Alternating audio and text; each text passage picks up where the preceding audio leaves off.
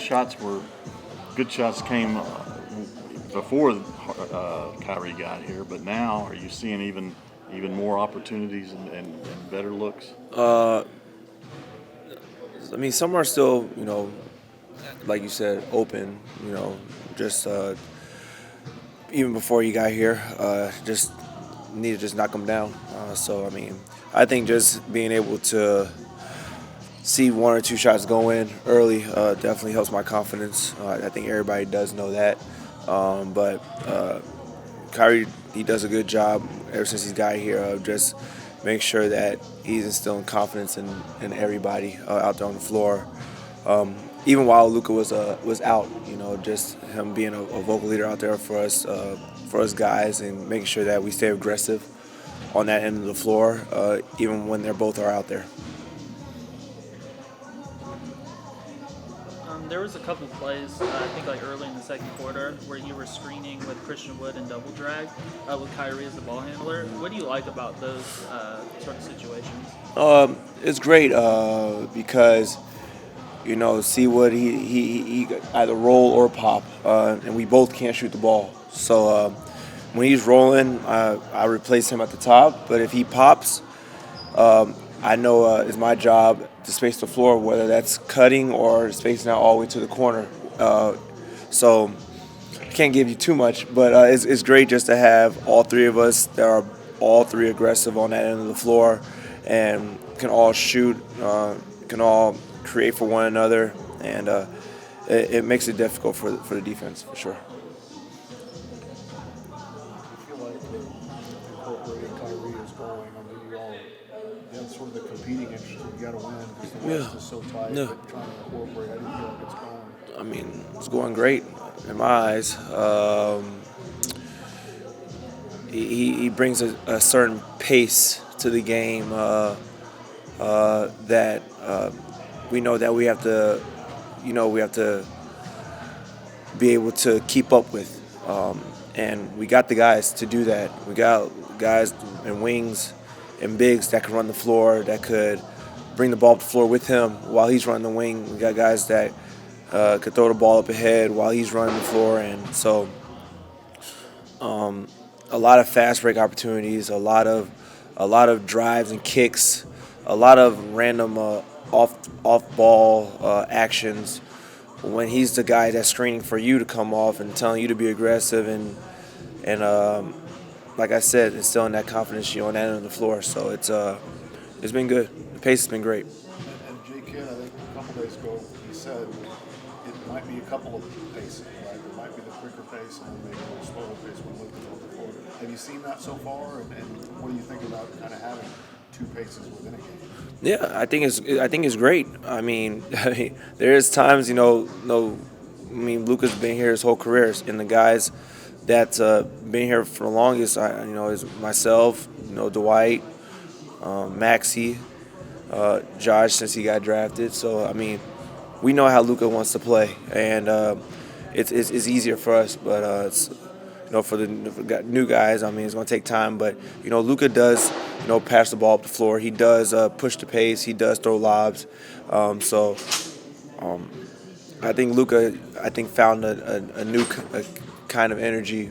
Having Kai, instilled in our offense and on our team as well. So it's been great.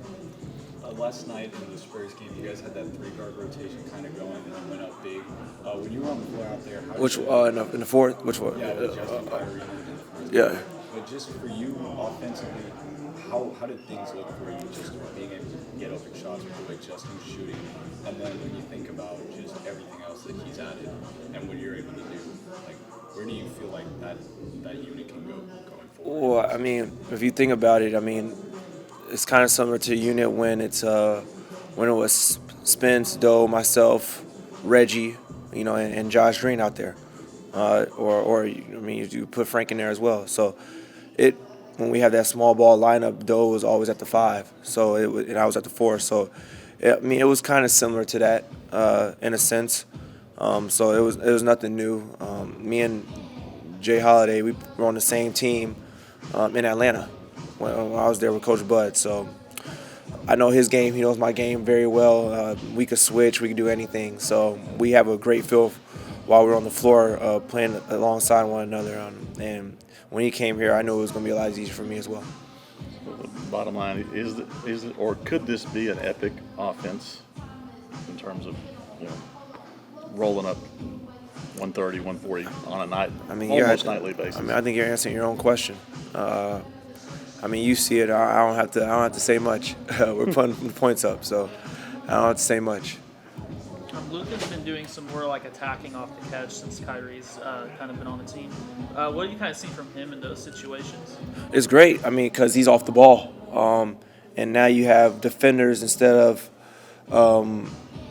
not helping off as much. Now they have to help because you got a prolific, perennial all-star and superstar in Kai on the other side of the floor, coming down the lane. So you have to have help side. You just can't face guard him. Now Luka's playing off closeouts, which makes the game a lot easier for a lot of offensive players and a lot of role players. So when you have Kai on one side, Luka on the other side, and they're doing that, it's going to create a problem.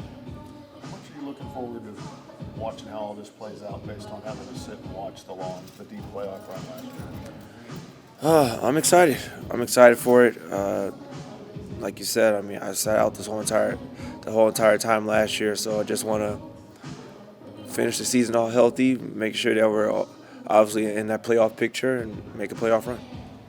Last year in the playoffs, when you guys made that run, a lot of what the media was talking about was the 3-and-D and how you guys are extending that.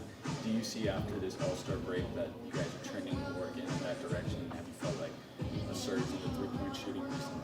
Yeah, I think a lot of the wings and a lot of us guys are starting to knock down open shots, starting to be a lot more aggressive. I think, when Luka was out with that West Coast trip before the break, and before we got Kai, and when we got Kai, it gave guys confidence, against Utah, against the Clippers, against the first game of Sacks, we didn't have our guys, so a lot of people had to step up and knock down shots when needed most, and I think that really helped propel us, going into the break and now going into this new season, going into the playoff run. All right, thanks, Ben. Thank you. Appreciate it. Appreciate you guys. Did everybody practice today? Davis did not practice, but everybody else did. Yeah, Maxie. I think you guys saw Max. Yeah. Okay. So, How's he progressing in terms of is this Rhodes homestand got a possibility? yeah, we'll see. Again, he was good today. He feels good. We'll see how he feels tomorrow. But he's going in the right direction, and hopefully on this homestand he gets to play. Did you guys thank Holiday for making you guys look like a genius? For saying that? No, we just asked him how did he like his shots. But I think you'd have to ask him. I think getting him something that gives us depth to be able to play him in different spots. And so we'll see. We're not expecting him to go 5 or 6 again. But he just gives us another threat and depth at the wing position. Late in the first half, but with Kyrie, things seem to be working pretty well. Getting shots, they got shots. They got other guys, some buckets. Blow out the game then, but 4-point lead turns into 11-point lead going to the break. What did you see overall from those two? Did you see a little progress in trying to get where you want to go? Yeah, I think they're starting to be, I think comfortable with each other on the floor, not passive. As you can see, the way Kai ended that last possession, he had the ball in the right wing and he didn't let the opponent get the last shot. He got a layup, but I just think I don't know if I think he was 30 plus minus was 34 in 29 minutes, pretty good. Just his ability to not to just score, but to be able to get wide open shots for his teammates. Luka gets a wide open catch and shoot with no one around. He leads the league in scoring, and so when the leader in scoring gets wide open looks like that, the game just becomes easier, and you can see those two are feeding off of one another. You've been in the highest caliber, highest echelon of competing games in the NBA, so maybe it's not as big a deal to you, but Lakers, Mavs, Sunday afternoon, does it have some juice for you? Yeah, there's stars on both sides. You got the greatest to ever play with LeBron, and the Lakers are a different team with the trade. They got, Beasley shoots the three well. Russ can be able to score as a point guard. Vanderbilt is a guy who does all the dirty work for them, and AD is one of the top players in the league, and so they're playing well. And so this is going to be a good test for us. Jason, what's the advantages for a coaching staff being at home for almost 2 weeks for this homestand? Well, it's nice that it's at the 60 game mark instead of 4 or 10.